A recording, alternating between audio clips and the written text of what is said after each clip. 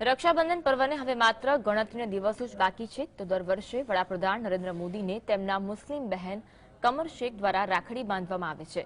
જો કે કોરોના મહામારીના પગલે મુસ્લિમ બહેન વડાપ્રધાન નરેન્દ્ર મોદીને રાખડી બાંધશે નહીં। પોસ્ટ દ્વારા રાખડી મોકલી પ્રધાનમંત્રીના લાંબા આયુષ્ય અંગે દુઆ માંગી છે। કમર શેખ મોદીને છેલ્લા 25 વર્ષથી રાખડી બાંધી છે। કમર શેખ મૂળ પાકિસ્તાનના અને વર્ષોથી અમદાવાદમાં રહે છે। કમર શેખ લગ્ન પહેલા પાકિસ્તાનના કરાચી શહેરમાં રહેતા હતા। મોહસિન અને પીએમ મોદીની મુલાકાત તેઓ આરએસએસમાં હતા ત્યારે થઈ। કમર શેખ પોતાના પતિ સાથે કોઈ કામ માટે દિલ્હી ગયા હતા અને તે દિવસે રક્ષાબંધનનો તહેવાર હતો। આ દિવસે તેઓએ મોદીને રાખડી બાંધી હતી, જે સિલસિલો વર્ષો સુધી યથાવત રહ્યો। ભાઈ બહેનના પ્રેમનો તહેવાર એટલે કે રક્ષાબંધન દેશના વડાપ્રધાન નરેન્દ્ર મોદીને છેલ્લા 25 વર્ષથી એમના મુસ્લિમ બેન છે જે રાખડી બાંધે છે અને રક્ષાબંધનનો તહેવાર છે ત્યારે આપણે તેમની સાથે વાત કરશું। કેટલી આ દિવસ છે કેટલો મહત્વનો હોય છે, કેટલી આનંદની લાગણી હોય છે જ્યારે રક્ષાબંધનનો તહેવાર આવતો હોય છે, કારણ કે તમે દેશના वडाप्रधान ने राखड़ी बांधो। जी जी। वैसे मुझे रक्षाबंधन का त्यौहार ही बहुत पसंद है, जैसे कि अपना न्यू ईयर होता है और रक्षाबंधन होता है, इसलिए मुझे रक्षाबंधन का बहुत पसंद है त्यौहार। और मैं मोदी जी जो हैं वो पीएम बन गए, इसका तो गर्व है ही, लेकिन वैसे उससे पहले से मैं उनको राखी बांधती हूँ और ये मेरे लिए और सबके लिए गर्व की बात है कि मैं उनको राखी बांधती हूँ। मगर ये सोच के कभी राखी नहीं बांधी थी कि वो आज पीएम बन जाएंगे, इस मुकाम पर पहुंच जाएंगे, अपनी काबिलियत से वो यहाँ तक पहुंचे हैं और मुझे इस बात की बड़ी खुशी होती है कि मैं उनको राखी बांधती हूँ। कुछ यादें जो पहली बार राखी बांधी हो, आज 25 साल हो गए, किस तरह से भाई बहन का जो रिश्ता है उसकी शुरुआत हुई थी, कहाँ मिले थे, किस तरह से फिर आपने उनको राखी बांधना चालू किया? ये काफी पुरानी बात है, पहचान तो हमारी काफी सालों से थी और उसके बाद दिल्ली में जब वो एक कार्यकर्ता थे तब से हमारी पहचान हुई उनके साथ में। और जब हम दिल्ली जाते थे तो उनसे मुलाकात हुई और बहन कह के वो बुलाते थे। उनकी नेचर ही इतनी बढ़िया थी कि उस वजह से कोई भी इम्प्रेस हो जाता था उनसे, तो वो बहन कह के बुलाते थे, कैसी है बहन ऐसे बोलते थे तो बहुत अच्छा लगता था। और फिर हमारा ज्यादा मिलना जुलना हुआ, हमारे हस्बैंड पेंटर हैं, उस वजह से पेंटिंग की वजह से वो कला प्रेमी थे बहुत ज्यादा, इनके पेंटिंग देख के बहुत खुश हो जाते थे और पूछते थे क्या बना रहे हो, कैसा बना रहे हो, क्या इसका इनॉग्रेशन कौन करेगा, वो सब उस वक्त वो हमको बताते थे कि इस तरह करना है, ये करना है। तो तब से मेरी पहचान है और रेगुलर जो है वो 24 ईयर्स से 24 साल से मैं उनको राखी बांधती हूँ, ये 25वां साल है और बड़ी खुशी होती है मुझे इस बात की कि मैं उनको राखी बांधती हूँ। आपने कभी सोचा था कि वो कभी देश के वड़ा प्रधान बनेंगे या तो? बिल्कुल भी नहीं, ऐसा कभी नहीं सोचा नहीं था। और मैं उससे इम्प्रेस नहीं होती हूँ, आदमी की नेचर से इम्प्रेस होना चाहिए कि वो एक तो मैं हमेशा उनको काम करते हुए देखती थी, जब भी हम जाते थे तो वहाँ ठहरते थे, इसलिए अगर 3-4 दिन 5 दिन रहना हो तो बड़ी मुश्किल से 2 या 3 बार नजर आते थे और बहुत जल्दी जल्दी में होते थे, फिर वापस जाते थे, फिर आते थे। इस तरीके से हर वक्त काम में लगे रहते थे। लेकिन जब भी आते थे तो मैं उनसे मिलने के लिए हम लोग दोनों हम इंतजार करते थे कि अभी मोदी जी आएंगे तो उनसे बात करेंगे, लेकिन ये कभी पता नहीं था।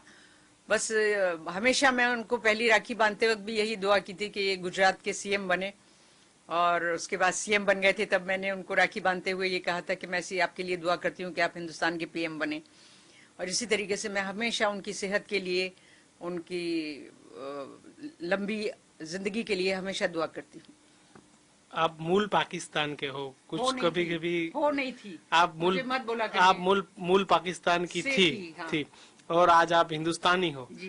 तो जो इन दोनों देशों के बीच में जो हालात होते हैं उसके लिए क्या मोदी जी से आप रिक्वेस्ट करेंगे? रिक्वेस्ट करने की जरूरत ही नहीं है, वो खुद ही इतने समझदार हैं, काबिल हैं। उनको जब ये सब जो है वहां के लोग और यहाँ के लोग, जितने यहाँ के लोग प्रेम वाले हैं वहां के भी इतने ही प्रेम वाले हैं। लेकिन ये कुछ हो गया है जो मैं ऐसा समझती हूँ कि थोड़े टाइम में, कुछ सालों में ये सब एक हो जाएगा और मोदी जी ही शायद वो करें। वो तो सबके साथ मिलना पसंद करते हैं, किसी के साथ झगड़ा पसंद नहीं करते हैं, इसलिए मुझे लगता है कि कुछ दिनों में हो जाएगा एक। रक्षाबंधन का त्योहार है, इस बार आपकी राखी वहाँ पे पहुँच गई है, नहीं पहुँची? हर बार आप जाते हो, इस बार नहीं जा पाओगे क्योंकि कोरोना की महामारी।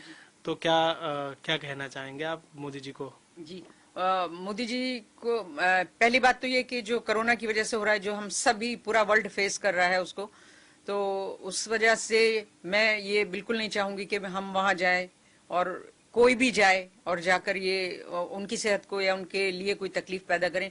उससे अच्छा नहीं जाना बेहतर है। ये जरूरी नहीं है कि हम मिल के दुआ करें उनके सामने, हम यहाँ बैठ के भी उनके लिए दुआ कर सकते हैं। आज फ्राइडे था, आज स्पेशल मैंने दुआ की कि सब हालात जल्दी अच्छे हो जाएं, और मैंने मतलब स्पेशल दुआ की है उनके लिए कि वो सेहतमंद रहें, उनकी लंबी उम्र हो, और हमारा ये इसी तरीके से रक्षाबंधन जो है वो हर साल होता रहे। और सभी लोगों को मैं इसका हैप्पी रक्षाबंधन कहती हूँ। और मैं ये चाहती हूँ कि ऐसा मुझे लगता है ऐसा कि शायद हम लोग वीडियो कॉल से हम एक दूसरे से बात कर पाएंगे, क्योंकि मैंने ये कहा हुआ है। लेकिन नहीं मिले तो उसमें भी कुछ ऊपर वाले की बेहतरी होगी। બિલકુલ, તો કોરોનાની મહામારી છે, શું કહેશો? તમારે કઈ રીતે મોદીજી સાથે વાત થતી, કઈ રીતે, અને રક્ષાબંધનમાં તમે જતા હતા, પરંતુ આ વખતે મહામારીના કારણે નહીં જઈ શકાય? સાહેબ, આપણા ગુજરાતમાં એક કહેવત છે કે 1000 મરજો પણ 1000નો પાલનહાર ના મરજો, બરોબર છે? એટલે મોદીજી અત્યારે ભારત દેશના 135 કરોડનો આદર્શ છે, અને જો એમને કંઈ થાય તો એ આપણથી સહન ના થાય. આપણો જીવ જાય તો ચાલે, પણ મોદીજીનો જીવ બચે એના માટે સૌથી વધારે મહત્વનું છે. આજે રક્ષાબંધન છે, 24 વર્ષથી તો અમે જઈએ છીએ જ રેગ્યુલર, આ 25મી વર્ષ છે.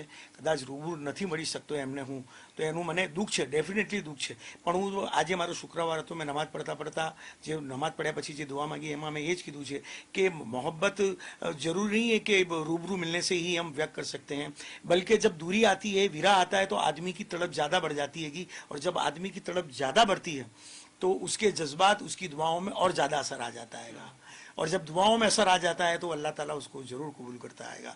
और मैं मानता हूँ कि आने वाले दिनों में हिंदुस्तान नहीं, पूरे वर्ल्ड में मोदी जी एक ऐसा शांति प्रिय काम करेंगे.